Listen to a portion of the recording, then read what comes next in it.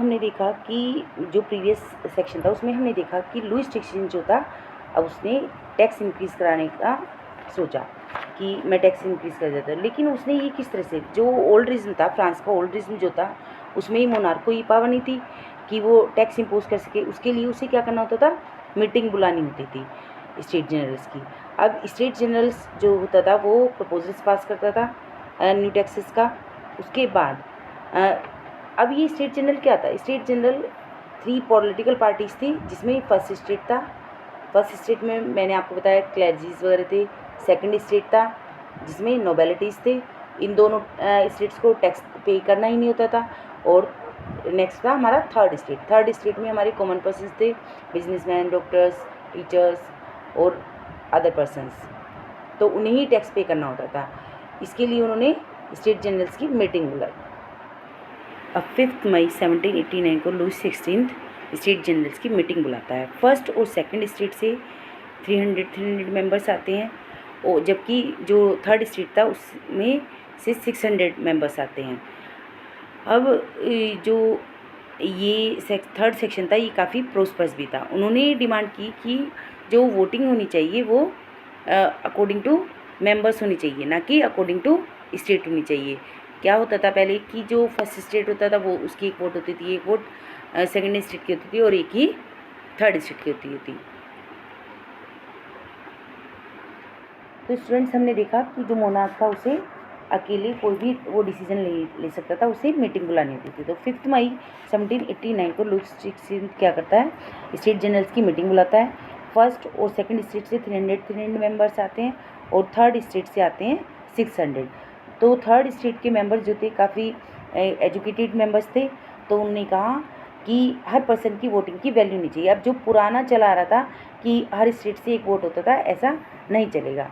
ये वो proposal king के सामने रखते हैं, लेकिन जो किंग होता है वो उनका ये प्रपोज़ल रिजेक्ट कर देता है। इससे जो असेंबली के में थर्ड स्टेट के मेंबर्स थे वो प्रोटेस्ट करते हैं, उसके अगेंस्ट उन्हें गुस्सा आ जाता है और वो कहते हैं कि हम जब राजा हमारी बात नहीं मान रहा है तो हमारी कोई वैल्यू नहीं हो और हम स्टेट जनरल्स की कोई मीटिंग नहीं करेंगे। इसके बाद जो थर्ड स्टेट के रिप्रेजेंटेटिव्स थे वो 20 जून को एक इंडोर टेनिस ग्राउंड ऑफ वर्सलीज में मिले और उन्होंने अपना एक कॉन्स्टिट्यूशन तैयार किया और अपने आप को नेशनल असेंबली डिक्लेयर कर दिया। Swore in draft a constitution for France that would limit the power of the monarch. और उन्होंने फ्रांस का कॉन्स्टिट्यूशन बनाया जिसमें जो राजा था उसकी पावर को लिमिटेड कर दिया गया था। सो मेनी टाइम्स क्वेश्चन आता है why the constitution of the France was made, then you will write to limit the power of the monarch. अब ऐसा नहीं था कि जो फर्स्ट और सेकंड स्टेट थे उसमें सारे ही बुरे लोग थे, उसमें अच्छे लोग भी थे, जैसे मिराबियो थे जो नोबल फैमिली से बिलोंग थे, एबेसियस थे जो एक प्रिस्ट फैमिली से बिलोंग थे। वो जो थर्ड स्टेट था उसके लिए उनकी पॉजिटिव थिंकिंग थी, तो उन्होंने बहुत सारी पावरफुल स्पीच दी वर्सलीज में लोगों को असेंबल करके। एबेसियस जो थे उन्होंने बहुत सारे इन्फ्लुएंशियल पैम्फलेट्स लिखे कि जो थर्ड स्टेट है वो क्या है। तो इस तरह से ये रेवोल्यूशन जो था जो फर्स्ट और सेकंड स्टेट के लोग थे उनके द्वारा भी स्टार्ट किया गया। Now condition of the rest of the France. अब हम बात करते हैं बाकी फ्रांस की। फ्रांस में बहुत ज़्यादा ठंडी पड़ रही थी और जो हार्वेस्ट थी वो सारी ख़राब हो गई थी। इस तरह से जो ब्रेड के प्राइसेस थे वो बढ़ते जा रहे थे और जो बेकर्स थे इस सिचुएशन से काफ़ी लोगों का शोषण कर रहे थे और उन्होंने भी जो सप्लाईज थी उसे रोक दी थी। अब जो लेडीज़ थी उन्हें लॉन्ग मतलब लाइन में खड़ा होना पड़ता था बेकरी शॉप्स पर, उससे वो काफ़ी गुस्सा हो गई थी क्योंकि जो बेकर्स थे वो भी ब्रेड नहीं देते थे। तो जो क्रोधित वुमेन्स थी उन्होंने शॉप्स को डिस्ट्रॉय कर दिया, उन पर स्टॉर्म बोल दिया। उसी समय पर जो राजा था, राजा ने क्या किया, अपनी ट्रूप को पेरिस में एंटर करने के लिए ऑर्डर कर दिया था। इस तरह से जो 14 जुलाई को जो एजिटेटेड क्राउड था यानी कि गुस्साए लोग जो थे उन्होंने बेस्टाइल फोर्ट पर, बेस्टाइल एक प्रिजन था जहाँ पर लोग जो कोई भी राजा के अगेंस्ट जाता था वो लोगों को उसमें डाल देता था, क्योंकि वहाँ पर फ्रांस में राजा की मोनोपोली चलती थी। तो गुस्साए लोगों ने क्या किया, उस बेस्टाइल प्रिजन पर हमला बोल दिया। अब जो कंट्री साइड थे, गांव में आसपास के जो इलाके थे, वहाँ पर रूमर्स फैल गए कि बैंड ऑफ ब्रिगेड्स जो हैं यानी कि जो गुंडों का झुंड है वो राइप क्रॉप्स को डिस्ट्रॉय करने के लिए आ रहा है। अब जैसे कि अभी कोरोना पीरियड चल रहा है और र्यूमर्स फैल रहे हैं कि अगर जो आप तुलसी का पानी पियोगे तो आपका कोरोना ठीक हो जाएगा। तो इसी तरह से र्यूमर्स फैले हुए थे कि जो गुंडे हैं या डाकू हैं वो सारी फसलों को ख़राब कर देंगे। तो जो लोग थे उन्होंने क्या किया, कैसल्स और स्टॉक बिल्डिंग्स पर जो छोटे पीजेंट्स थे उन्होंने अटैक कर दिया और जितना भी मतलब ग्रेन्स था वो सारा मतलब लूट लिया और जो भी डॉक्यूमेंट्स थे कंटेनिंग रिकवर ऑफ मैनुअल ड्यूज़ होते हैं, यानी कि जो बड़े ज़मींदार छोटे ज़मींदार से टैक्स लेते हैं, मैंडेटरी होता है वो टैक्स, उन सबको डिस्ट्रॉय कर दिया।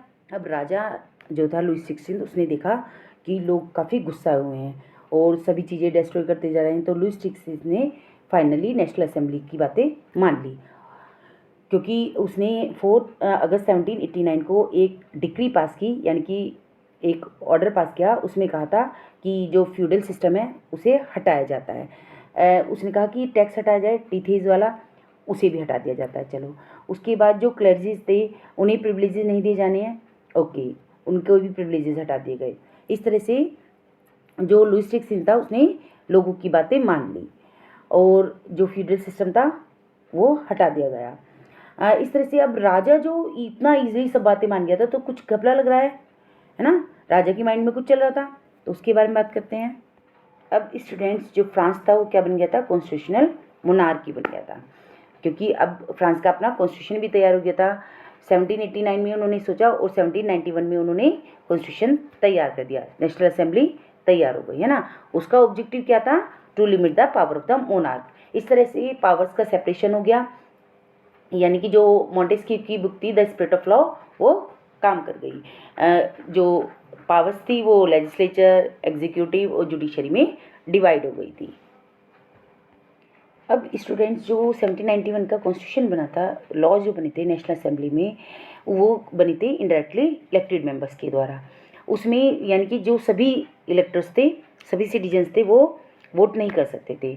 इसमें 2 टाइप के सिटीजन्स रखे गए थे, active citizens and passive citizens. अब बात करते हैं एक्टिव सिटीजन्स क्या थे। एक्टिव सिटीजन्स में मेन थे जो 25 ईयर्स ऑफ अबव थे और दूसरी जिनके पास थी प्रॉपर्टी, यानी कि जो 3 दिन के लेबर के इक्वल टैक्स पे कर सकते थे, वो सभी बने एक्टिव सिटीजन्स। और बाकी जो टैक्स नहीं पे कर सकते थे या वुमेन्स थी वो सभी बने पैसिव सिटीजन्स, यानी कि बाकी जो बच्चे मैन और वुमेन थे वो थे पैसिव सिटीजन्स। इस तरह से जो हमने देखा कि सभी को वोटिंग का अधिकार नहीं था। तो स्टूडेंट्स हमने देखा कि इस तरह से जो कॉन्स्टिट्यूशन था फ्रांस का वो तैयार हो गया, नेशनल असेंबली तैयार हो गई। अब जो कॉन्स्टिट्यूशन था उसमें सोचा गया कि कुछ अच्छा किया जाए।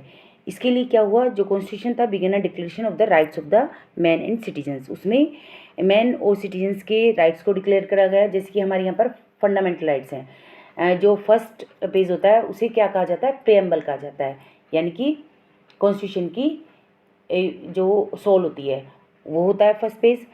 तो इसी तरह से वहाँ पर भी जो सिटीजन्स थे उन्हें कुछ राइट्स दिए गए थे। अब राइट्स क्या थे, ये सब जो राइट्स थे नेचुरल एंड इनएलिजिबल थे। इनएलिजिबल होते हैं यानी कि जिन्हें कोई भी छीन नहीं सकता, तो वो राइट्स दिए गए। 4 राइट्स थे, क्या क्या था, राइट टू लाइफ यानी कि जीवन जीने का अधिकार। दूसरे था फ्रीडम ऑफ स्पीच, लोगों को बोलने का अधिकार कि वो अपनी बात रख सकें। फ्रीडम ऑफ ओपिनियन, अपने ओपिनियंस का अधिकार, ऐसा नहीं कि जो कोई कहे उसी वो सारी बात मान लीजिए, अपने ओपिनियंस भी रखें। और दूसरे इक्वलिटी बिफोर लॉ, यानी कि कोई भी पर्सन है चाहे उसने क्राइम किया है या कोई भी है, सभी को इक्वल ट्रीटमेंट मिलेगा, यानी कि कानून की नज़र में सभी इक्वल हैं। Next is France abolish monarchy and becomes a republic. किस तरह से मोनार्की हटी फ्रांस से और किस तरह से रिपब्लिक बना, means what circumstances did people face to make France a republic. अब जैसे कि स्टूडेंट्स मैंने आपको बताया था जो लुई 16 था उसने ईजिली नेशनल असेंबली की बात मान ली थी, तो जो कुछ गड़बड़ था, लुई 16 सीक्रेटली नेगोशिएशन में एंटर हो गया था, यानी कि अपने ससुराल वालों के साथ। ससुराल वाले उसके कौन थे, ऑस्ट्रिया के लोग, और दूसरे जो परूसिया का किंग था उसके साथ। उसने कहा कि जो फ्रांस में रिवॉल्यूशन चल रहा है उसे आप मुझे उसे बंद कराने में हेल्प करो। अब जो राजा था, ये सब नेशनल असेंबली को पता चल जाता है कि राजा के माइंड में कुछ ना कुछ चल रहा है। तो अप्रैल 1792 को जो नेशनल असेंबली थी वो क्या करती है, परूसिया और ऑस्ट्रिया के अगेंस्ट वॉर डिक्लेयर कर देते हैं। Now people reaction to the war, war के लिए लोगों का क्या रिएक्शन था। बहुत सारे हज़ारों वॉलंटियर्स जो थे वो उन्होंने आर्मी ज्वाइन की। लोग काफ़ी खुश थे वॉर के लिए कि जो ये लड़ाई लड़ी जा रही है वो किंग्स और एरिस्टोक्रेसी के बीच है, यानी कि ऑल ओवर यूरोप में ये बात स्प्रेड हो गई, अमीर और गरीब के बीच है। लोग काफ़ी पैट्रियोटिक सॉन्ग गाते हुए सॉन्ग था मर्सिलीज। अब जैसे कि हमारे यहाँ पर आप कहोगे कि वो सॉन्ग गाते हुए क्यों बैठे थे, क्योंकि हमारे यहाँ भी जब फ्रीडम स्ट्रगल हुआ था तो वंदे मातरम सॉन्ग गाया गया था और बहुत सारे सॉन्ग गाए गए थे। इसी तरह से फ्रांस में भी मर्सिलीज सॉन्ग गाया गया था, जो किसके द्वारा कंपोज किया गया था, रोजेट द लिल्स के द्वारा कंपोज किया गया था। वो पहली बार जब वॉलंटियर्स उसके लिए गए थे, लड़ाई के लिए गए थे, तो उन्होंने मर्सिलीज सॉन्ग गाया था और ये बन गया फ्रांस का नेशनल एंथम। जैसे कि हमारा नेशनल एंथम है, ऐसे ही फ्रांस का नेशनल एंथम मर्सिलीज बना।